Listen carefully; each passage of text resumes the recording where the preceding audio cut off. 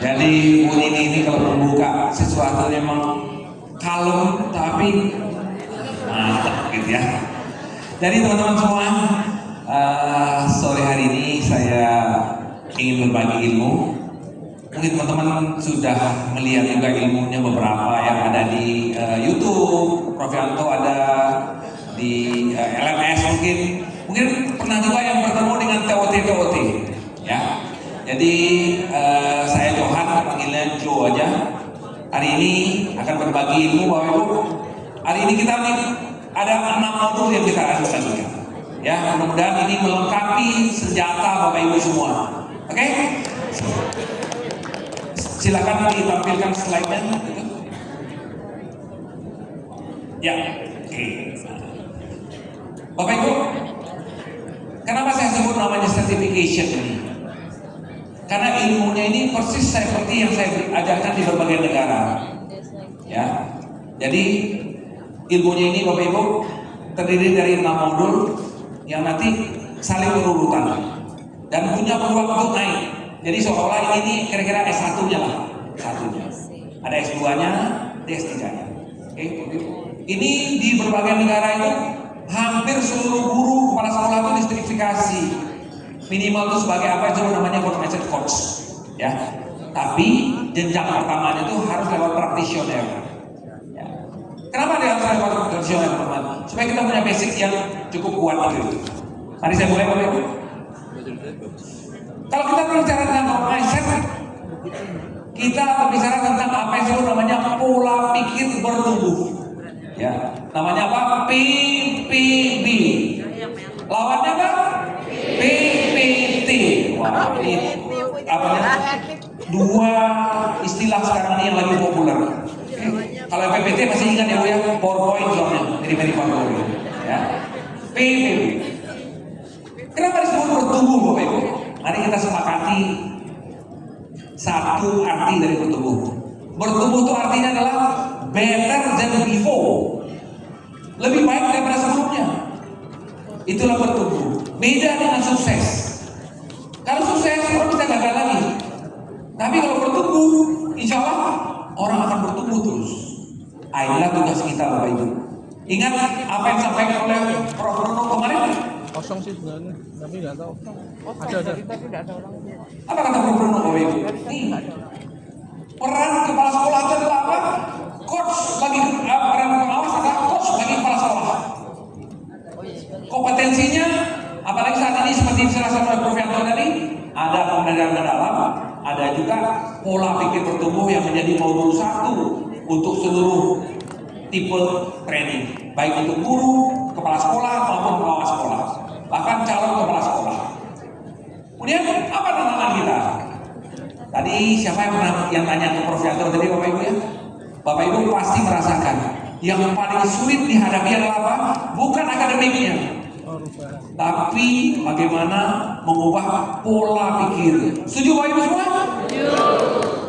Itulah sebabnya Bapak Ibu, ketika kami berbicara dengan Pak Agus, dengan Bu Nini, ada nggak kira-kira legalitas yang bisa kita berikan kepada para pengawas? Legalitasnya sebenarnya Bapak Ibu, kalau kita lihat secara negaranya, ini amat sangat mahal. Nanti kami akan mengundang nanti Pak Sumardianto, bekas kepala sekolah Indonesia Singapura dari situ Bondo, ya. Nanti beliau akan bercerita berapa juta rupiah beliau mendapatkan lisensinya. Sangat mahal. Kenapa? Ini ilmu internasional. Tapi insya Allah Bapak Ibu, kita berhasil ya membujuk hati orang Singapura. Kenapa? Karena saya meyakinkan bahwa kita punya program baru yang perlu dukungan dari mereka. Ya, jadi yang kita dapatkan hari inilah dukungan dari mereka. Mudah-mudahan nanti Bapak Ibu memanfaatkannya. Bapak Ibu, mari kita lihat Bapak Ibu ya. Kalau S1 itu namanya adalah Growth Mindset Practitioner. Itu cocoknya untuk guru. Kenapa? Mereka mempraktekannya di kelas.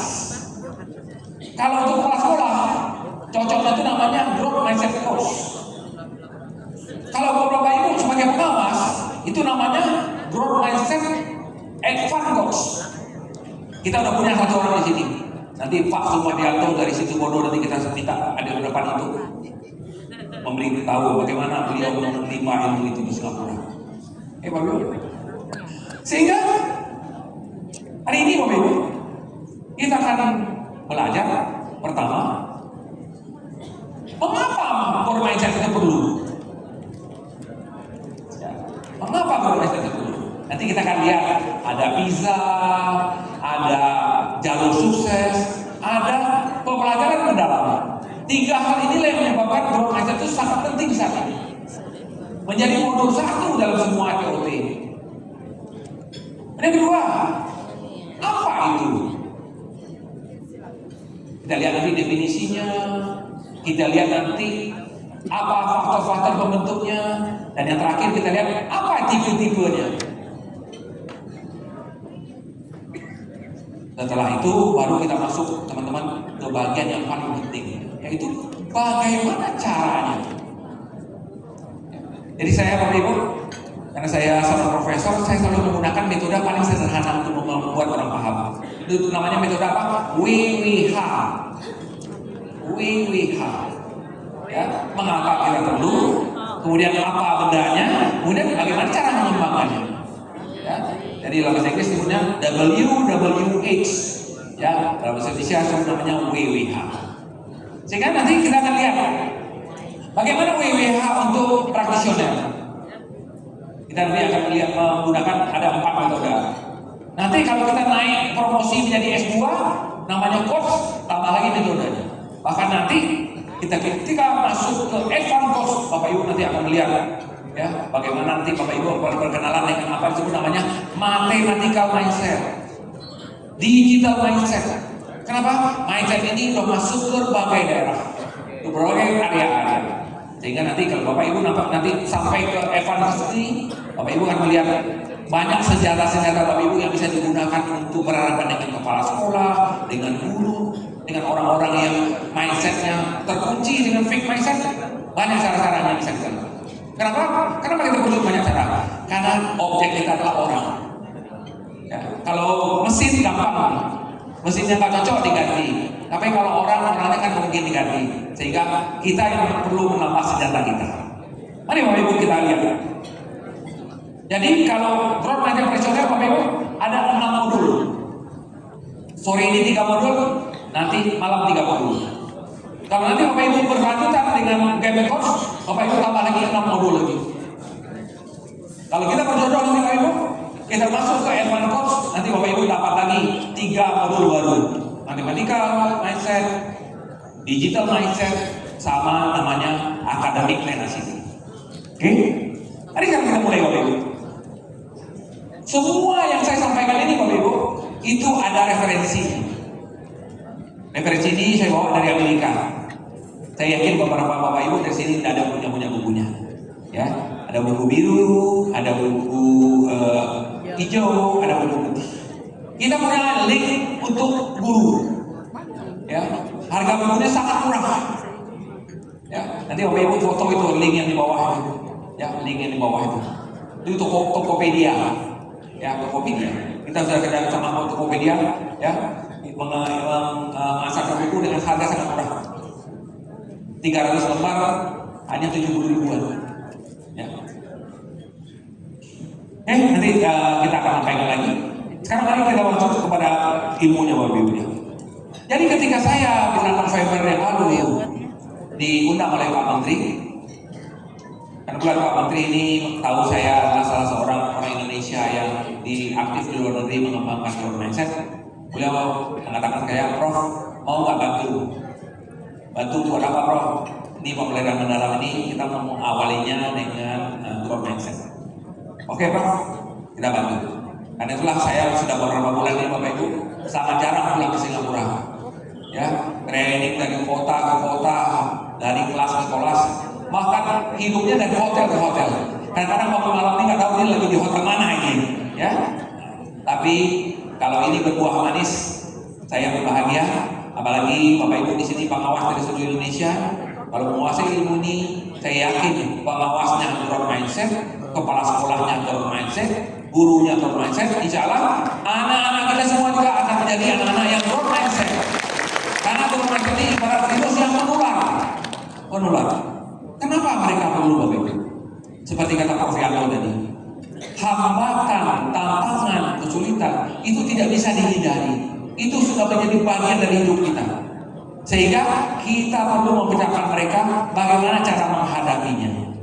Karena itulah growth mindset ini dikembangkan oleh Carol Dweck, Bapak Ibu. Siapa yang tadi mendapatkan link Carol Dweck tadi? Ibu ya? Nah, nanti Ibu kami beri nanti Ibu laptopnya apa? Windows? Windows ya? Windows. Nanti kita beri software mind mapping resmi nanti dari Singapura. Ya. Satu lagi nanti tadi yang bagusan ada ya? Oke, nanti dua ya Bapak Ibu. Ya. Kami berikan software resmi dari mind mapping nanti dari Singapura. Ya. Oke. Bapak Ibu, apa kata Pak Menteri tentang growth mindset? Ada orang kalau bertemu dengan masalah, yang didalangi ini adalah masalahnya, bukan bagaimana menyelesaikan masalahnya. Itulah beda orang growth mindset dengan orang fixed mindset. Kalau orang fixed mindset mendapat masalah, dia masuk ke masalahnya, tenggelam dia di masalahnya. Sementara kalau orang-orang growth mindset cari kira-kira apa solusinya, sehingga yang satu bergerak ke arah solusi, yang satu nyungsep ke masalahnya. Karena itulah Pak Meri mengatakan apa? Setiap masalah pasti ada jalan keluarnya. Karena itulah orang growth mindset tidak pernah menyerah, tidak pernah putus asa, karena dia tahu apa? Ada solusinya. Nah, itulah nanti yang Bapak Ibu perlu hadapi di sekolah-sekolah. Pasti kepala sekolah mengeluh kepada Bapak Ibu, kenapa Bapak Ibu? Guru-guru pasti Bapak Ibu ini menjadi tempat curhat mereka. Apalagi kalau ada aturan baru, kebijakan baru, pasti pengawas sekolah itu menjadi tempat curhatnya para kepala sekolah dan guru. Karena dengan growth mindset Bapak Ibu, insya Allah kita bisa membawa mereka menghadapi masalah itu dengan tenang. Kenapa? Karena kita yakin semua masalah ada solusinya, seperti kata Pak Mukti kita. Teman-teman, berpindah dari surface learning ke deep learning seperti dijelaskan oleh Prof. Yanto tadi butuh waktu, tidak bisa instan. Pasti ada masalah, pasti ada kendala, pasti ada kesulitan. Tapi orang growth mindset kuat melayaninya, kuat melewatinya, dan akhirnya kita bisa masuk ke dalam deep learning. Kenapa? Meninggalkan surface learning itu seperti meninggalkan zona nyaman. Karena surface learning itu sudah digunakan berpuluh-puluh tahun, sehingga sudah nyaman kita dengan dia, sudah berteman baik kita dengan dia. Sehingga ketika kita harus meninggalkan dia, kita harus punya keyakinan yang disebut namanya growth mindset. Inilah modul yang kami tulis Bapak Ibu. Modul yang akan menjadi pembuka dari seluruh TOT dari pembelajaran mendalam kita. Disebut namanya pola pikir bertumbuh. Lalu kita masuk ke nomor 1. Mengapa kita butuh growth mindset ini? Bapak Ibu pasti tahu bahwa setiap 3 tahun anak-anak kita mengikuti PISA. 2018 adalah PISA yang berbeda dari PISA sebelumnya. Kenapa? Ada disisipkan sebuah survei tentang mindset. Lalu, Bapak Ibu, PISA ini ingin mengetahui ada nggak hubungan antara akademis dengan non akademis. Kalau ada, bagaimana hubungannya? Berbanding lurus atau berbanding terbalik? Ternyata Bapak Ibu, ketika mereka memutuskan mengambil growth mindset menjadi faktor non akademisnya, mereka sudah belajar dengan sangat dalam. Dan ketika mereka mengumumkan hasilnya, kita sebagai negara peserta setia dari growth mindset dari PISA, Bapak Ibu, melihat bahwa berpuluh-puluh tahun boleh dikatakan kita berada di titik yang sama. Kenaikannya, penurunannya itu hampir tidak terasa. Dan ketika ini dihubungkan dengan prinsip-prinsip growth mindset, Bapak Ibu, apa yang terjadi? Ternyata growth mindset itu sangat berpengaruh terhadap apa yang disebut namanya keyakinan. Anak-anak kita ditanya, yakin nggak kamu bahwa kecerdasan itu bisa diubah? Mayoritas anak-anak kita mengatakan tidak yakin. Mereka yakin diri mereka itu sudah selesai. Sehingga kalau mereka tidak bisa matematik, artinya mereka tidak punya talenta matematika. Kalau mereka tidak bisa bahasa Inggris, mereka anggap tidak punya talenta bahasa Inggris. Sehingga akhirnya dengan hasil dari survei ini, ada 6 negara yang dianggap menyimpang dari mayoritas. Malah nasib kita Bapak Ibu, ada kita di salah satu. Kita satu dari 6 negara Bapak Ibu yang dianggap memiliki growth mindset paling rendah di dunia. Bagaimana rendahnya? Mari kita lihat Bapak Ibu. Ya. Bahwa kesimpulannya adalah ada hubungan positif antara growth mindset dengan akademis. Negara-negara yang punya populasi siswa growth mindset tinggi, akademisnya tinggi. Sebaliknya, growth mindset rendah, akademisnya rendah. Bagaimana dengan kita? Kita nomor 3 dari bawah untuk growth mindset.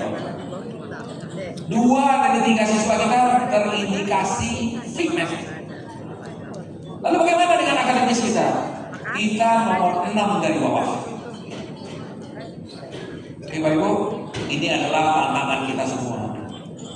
Tapi kita bertekad Bapak Ibu ya, kita tidak boleh menyerah. Setuju semua Bapak Ibu? Ya. Kalau pengawas sudah menyerah, bagaimana kepala sekolah? Kalau kepala sekolah menyerah, bagaimana guru? Kalau guru sudah menyerah, bagaimana siswa? Karena itulah pengawas sekolah tidak boleh menyerah, karena growth mindset ditularkan kepada kepala sekolah growth mindset, ditularkan kepada guru growth mindset. Mari kita lihat apa akibatnya kalau siswa kita bisa menjadi orang-orang yang growth mindset. Bapak Ibu lihat ke bawah satu, yang ke bawah satu, ya. Apa katanya Bapak Ibu? Mereka tidak takut dengan kesalahan. Kesalahan itu justru memotivasi mereka untuk mencari jalan baru, mencari solusi baru. Sehingga akhirnya apa yang terjadi? Orang-orang growth mindset itu adalah orang-orang yang menganggap berbagai tantangan, hambatan, dan kesulitan itu adalah jalur menuju sukses. Karena itulah mari kita sepakati Bapak Ibu 3 kata growth mindset sore ini. Ya, mari yang pertama, Bapak catat ya, tidak ada kegagalan. Tidak ada kegagalan. Yang ada adalah proses belajar. Tidak ada yang sulit. Yang adalah butuh waktu. Tidak ada yang tidak bisa. Yang ada adalah belum bisa. Tidak ada yang gagal, tetapi Ayo, yang terlambat. sepanjang pengawas memasukkan kalimat-kalimat positif itu, apa yang akan terjadi Bapak Ibu? Orang tidak akan pernah menyerah. Orang tidak akan pernah mau berhenti mencoba sesuatu yang baru. Kenapa? Karena mereka yakin tidak ada kegagalan. Mereka yakin tidak ada yang sulit. Mereka yakin tidak ada yang tidak bisa. Semuanya adalah butuh proses waktu Bapak Ibu. Bagaimana dengan peran guru? Nah, ini adalah data resmi Bapak Ibu dari PISA. Ternyata guru memainkan peran yang sangat penting untuk membentuk mindset siswanya. Guru-guru yang fixed mindset akan mem-fix mindset siswanya, sementara guru-guru growth mindset akan mem-growth mindset siswanya. Kita angkat ke atas. Bagaimana dengan kepala sekolah? Kepala sekolah yang fixed mindset akan mem-fix mindset gurunya. Ya, kepala sekolah yang growth mindset akan mem-growth mindset gurunya. Kita angkat lagi ke pengawas sekolah. Pengawas sekolah yang fixed mindset akan mem-fix mindset guru, kepala sekolahnya dan guru. Dan terakhir, kalau pengawas sekolahnya growth mindset, dia akan meng-growth mindset guru di kepala sekolah. Karena itu, Bapak Ibu, kita bertekad sore ini, ya, seluruh pengawas sekolah harus growth mindset. Setuju Bapak Ibu? Karena inilah masa depan negara kita, masa depan pendidikan kita ya Bapak Ibu. Karena apa? Hanya lewat optimislah kita bisa berkembang. Mari kita masuk ke ilmu Bapak Ibu.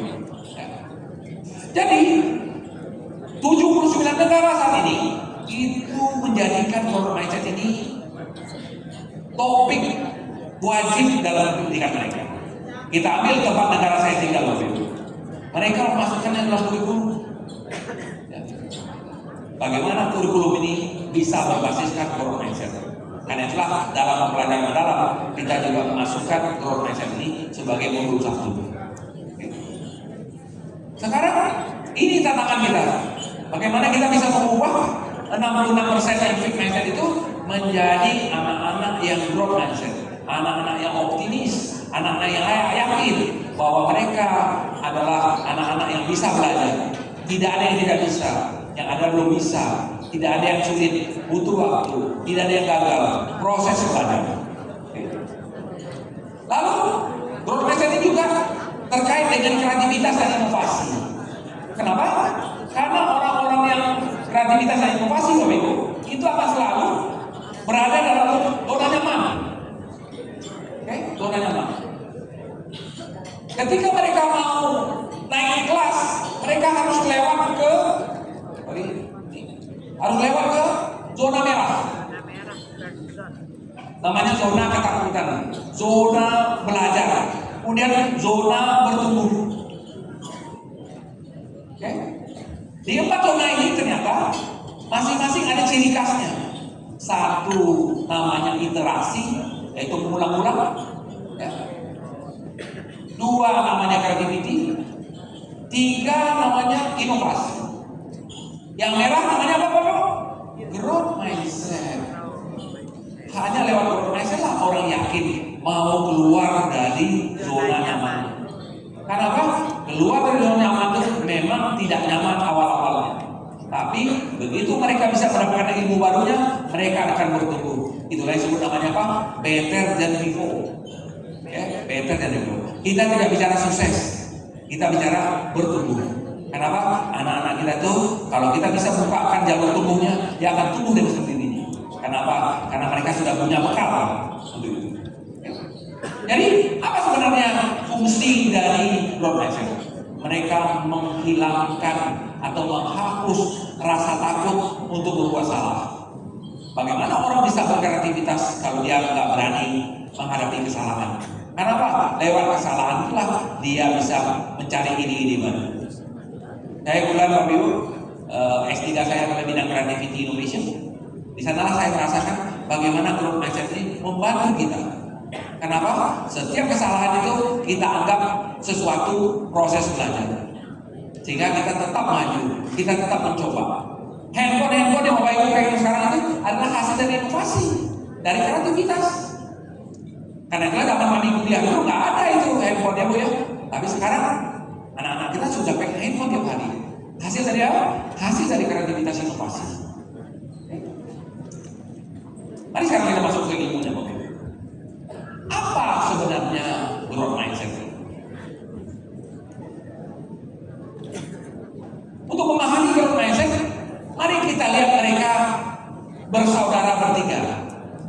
Satu namanya mindset, satu namanya skill set, satu namanya tool set. Ada 3, ya. Ini satu kesatuan, tidak bisa dipisah.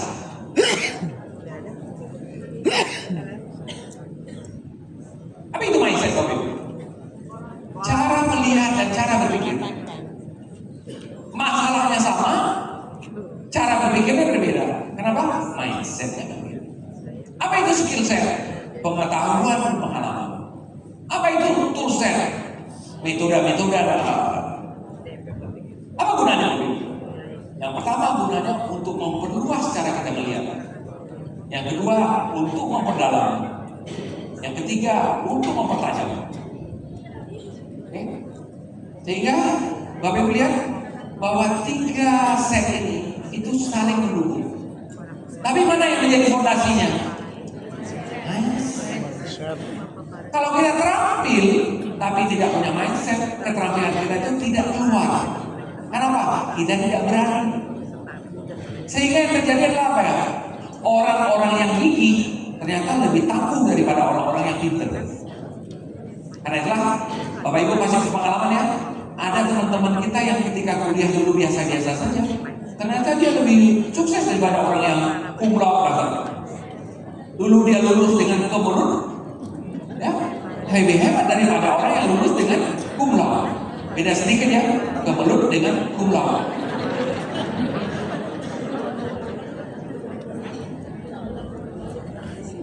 Lalu dari 3 faktor ini Bapak Ibu, mana yang paling sulit diubah?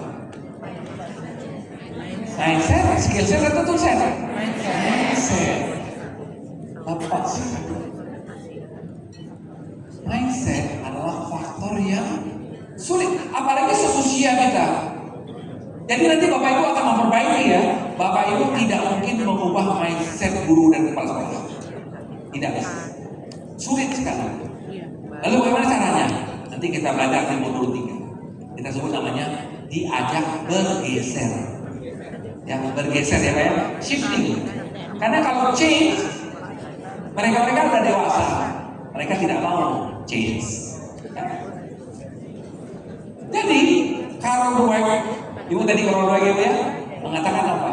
Ada faktor yang lebih penting daripada terampil, yaitu apa? Orang yang sudah terampil tapi tidak punya mindset tidak bisa menggunakan keterampilannya itu untuk kehidupan. Sebaliknya, orang yang keterampilannya biasa-biasa saja tapi punya mindset yang bagus, mereka bisa menggunakan keterampilan itu untuk kehidupan, untuk bertumbuh. Karena itulah Carol Dweck mengatakan apa? Lebih penting mindset daripada keterampilan. Mari kita lihat apa sebenarnya definisi dari mindset itu, Bapak Ibu. Mindset adalah kumpulan keyakinan atau cara berpikir yang akan menentukan bagaimana orang bereaksi dan memaknai sebuah kejadian yang menimpa dia. Seperti kita sepakati tadi, buat kita kegagalan adalah apa? Proses belajar, bukan musibah. Orang fixed mindset menganggap kegagalan adalah musibah. Sebaliknya, kita menganggap kegagalan itu adalah apa? Proses belajar. Mengapa mindset yang dibentuk kompleks? Karena dia dibentuk oleh 4 fondasi manusia. Yang pertama namanya attitude atau sikap. Yang kedua namanya behavior atau perilaku. Yang ketiga namanya karakter. Yang keempat namanya habit atau kebiasaan. Inilah sebut namanya ABCH. ABCH. Berbeda attitude-nya, berbeda mindset-nya, berbeda behavior-nya, berbeda mindset-nya, berbeda karakternya, berbeda mindset, berbeda habit-nya, berbeda mindset-nya. Sehingga mindset ini ibarat software dalam diri kita. Dia yang menentukan bagaimana kita bertindak, bagaimana kita bereaksi kalau terjadi sesuatu dengan diri kita. Kejadiannya sama, tapi reaksinya bisa berbeda karena mindset-nya berbeda. Tapi yuk, mari kita lihat apa fungsi mindset untuk membuat seorang sukses. Kita punya rumus yang disebut namanya MAR, Mindset Action Result. Mindset Action Result. Okay? Sehingga ketika terjadi sesuatu, mindset kita akan mendorong kita untuk melakukan tindakan. Tindakan kita akan memberi hasil. Kalau mindsetnya bagus, tindakannya bagus, insya Allah hasilnya bagus. Sebaliknya, kalau mindsetnya nggak bagus, tindakannya bagus, hasilnya kurang bagus. Karena itulah mindset adalah faktor utama yang menentukan bagaimana hasil yang kita dapatkan. Kalau kita lihat bagaimana kontribusi dari action dan result, kemudian bagaimana kontribusi mindset terhadap result. Ternyata dia mengikuti hukum Pareto. Saya yakin Bapak Ibu tahu kan, 80-20. Oke, kira-kira mana yang 80? Apakah mindset atau action? Action. Ya. Hasil yang kita dapatkan itu 80% ditentukan mindset apa yang kita gunakan saat ini. Kalau kita menggunakan fixed mindset, mungkin hasilnya akan jelek. Tapi kalau kita gunakan growth mindset, hasilnya akan maksimal. Karena itulah Bapak Ibu, growth mindset ini akan menentukan bagaimana hasil akhir yang akan kita peroleh. Orang-orang fixed mindset mencoba sekali langsung gagal, langsung berhenti. Orang growth mindset melihat banyak pintu di ruangan ini. Ketika satu pintu tertutup, dia akan mencari pintu lain. Itulah bekal masa depan buat anak-anak. Kenapa? Masa generasi emas tinggal 20 tahun lagi. Bapak Ibu ya, selama 20 tahun ini kira-kira bekal apa yang bisa kita berikan kepada mereka? Kenapa? Kita nggak tahu apa yang akan terjadi tahun 2045. Nggak ada yang tahu. Tidak ada yang bisa menjamin. Ya. Sehingga satu-satunya senjata yang bisa kita berikan kepada mereka adalah apa? Ketangguhan untuk bertahan, kegigihan untuk mencoba, keuletan untuk menghadapi masalah. Kenapa? Karena itulah yang berbeda dari satu orang ke satu orang lain. Kalau kita tinggalkan kepada mereka ilmu itu sudah ada di internet semuanya, Bapak Ibu. Ya, seperti teman-teman kita tadi mencari siapa Tony Buzan, siapa Karol Dweck, cuma diketik aja hitungan detik keluar. Sehingga kemampuan akademis, Bapak Ibu, itu boleh dikatakan tidak lagi membedakan orang terlalu jauh. Ya, tapi mindset itu akan membedakan orang bumi dan langit. Satu fit, satu grow. Itu satu berkembang, satu banter, satu gak berkembang sama sekali. Dan itu sangat menentukan bagaimana mereka akan bekerja. Dalam organisasi, Bapak Ibu, kalau dapat kita banyak orang yang fixed mindset, kira-kira organisasinya bisa bertumbuh? Mencoba sesuatu nggak? Sulit sedikit menyerah, dikritik orang marah. Sehingga akhirnya apa? Organisasi itu stuck. Ya, organisasi itu tidak berkembang. Tapi kalau kita banyak orang-orang yang bermindset, Bapak Ibu, mereka akan menjadi orang-orang yang mendorong kemajuan. Akhirnya kita berkesimpulan bahwa kunci sukses itu adalah apa? Mindset. Bukan IPK, bukan ranking. Apalagi Bapak Ibu lihat sekarang, lulusan perguruan tinggi udah hampir semuanya kumlaut, betul Bapak Ibu. Zaman-zaman kita dulu mana ada kumlaut, 100 orang paling satu. Kalau sekarang kebalikannya, susah mencari yang nggak kumlaut.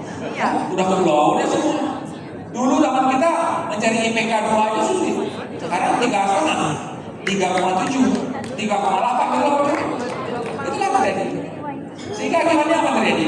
Berbeda cara orang menilai angka. Kenapa Pak Menteri terpaksa mengeluarkan TKA? Itu TKA itu terpaksa Bapak Ibu. Kenapa? Nilai rapot sudah tidak bisa membedakan antara yang benar-benar pintar dengan yang sedang. Karena hampir semuanya sudah 10. Saya mulai dosen di ITB Bapak Ibu ya. Teman saya mengatakan apa? Yang melamar ITB jalur SNPP itu minimal nilainya 95. Sehingga akibatnya apa? Ketika dimasukkan ke dalam softwarenya, nggak bisa software membedakan antara yang satu dengan yang lain. Kenapa? 95 aja sudah. Sehingga terjadilah apa yang disebut namanya over value. Nilainya terlalu tinggi untuk dinilai. Mungkin komputernya udah takut Bapak Ibu, apalagi manusia.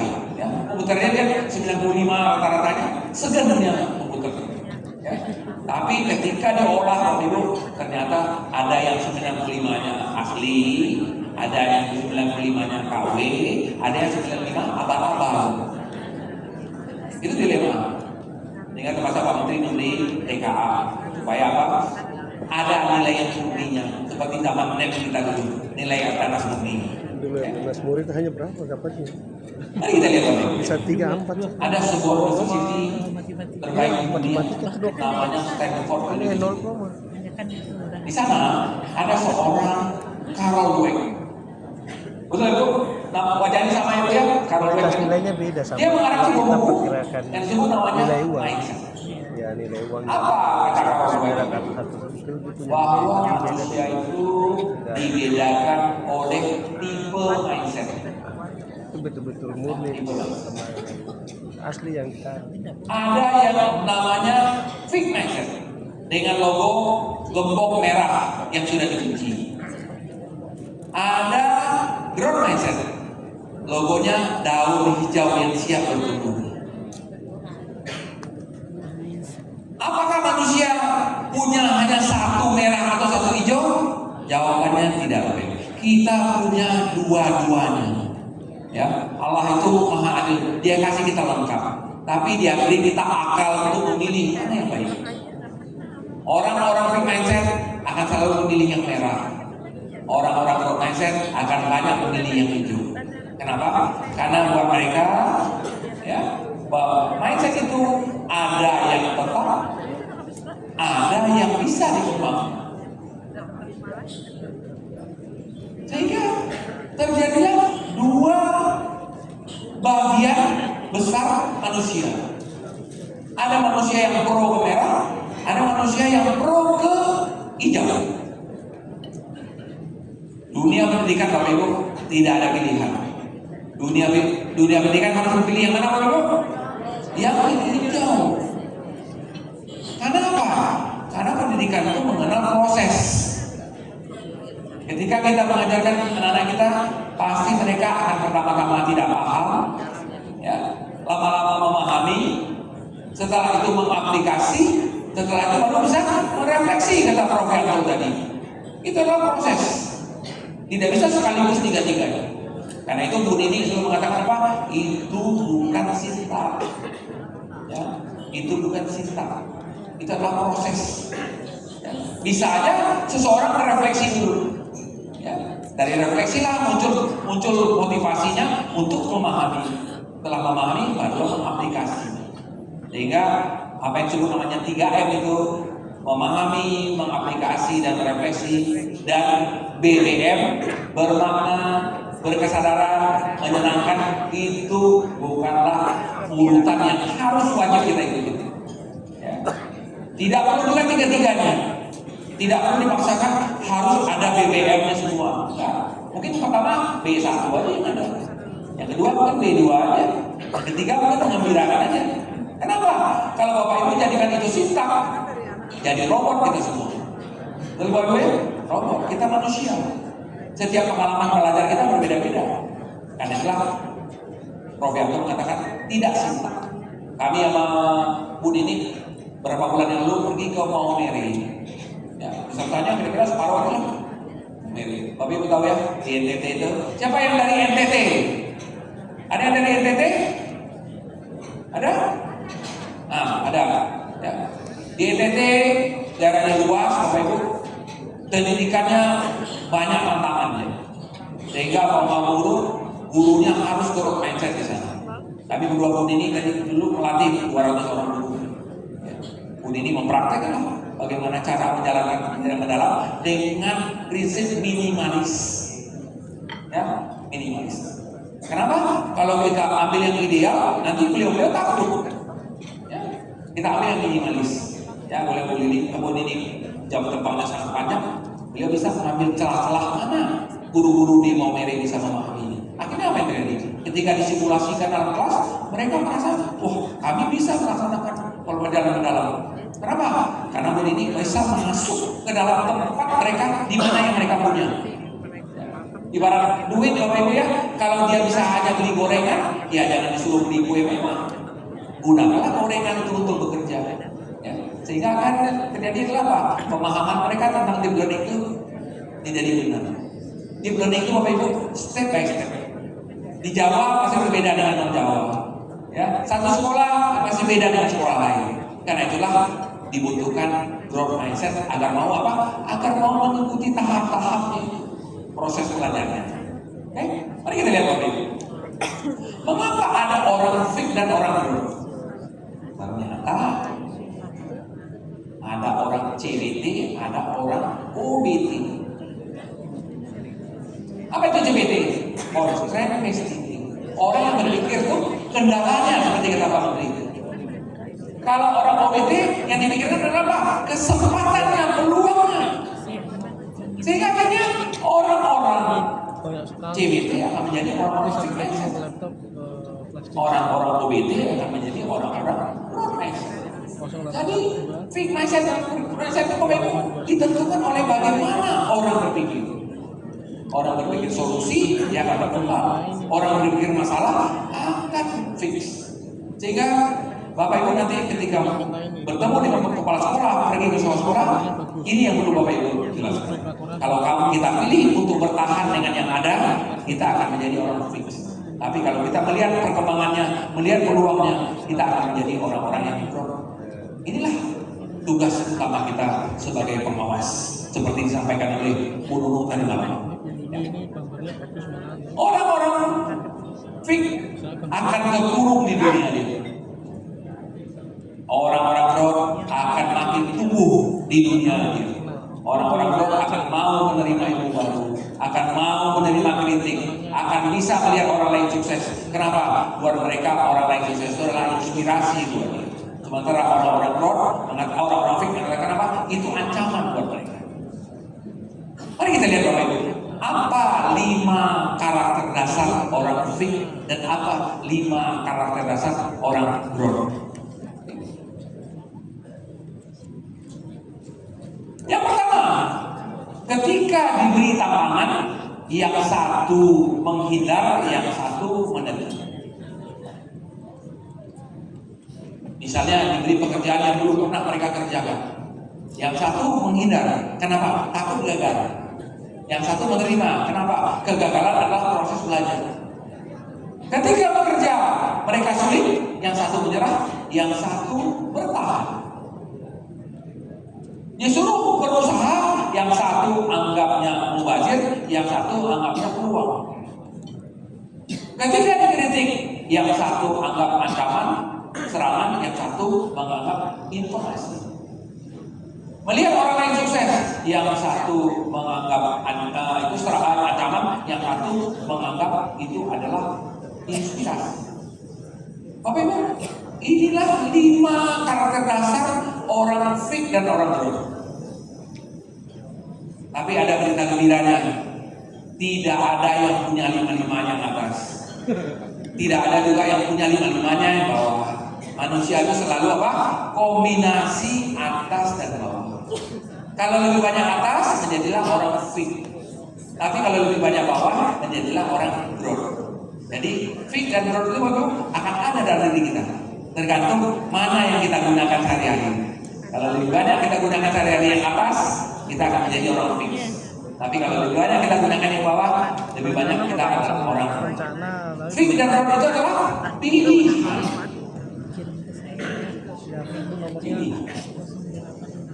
Oke? Sebelum kita masuk ke modul 2, mari kita buka sesi dulu pertanyaan dulu ini ya, biar sebelum kita berpindah. Silakan Bu Dini. Ya. Baik, terima kasih Prof. Jo, saya kok nggak berdiri, nggak yakin yang belakang bisa lihat saya. Yakin ya. Baik, Ibu dan Bapak, tadi yang sudah disampaikan oleh Prof. Jo itu kalau Ibu Bapak tadi menyimak dari Pak Nur, gitu ya, yang growth mindset itu ternyata sebenarnya tidak hanya Pak Nur semua, tidak hanya Pak Nur ya, tapi bisa datang ke sini udah growth mindset ya, ya toh, karena kan ya, makanya nanti ketika Ibu dan Bapak memilih untuk sertifikat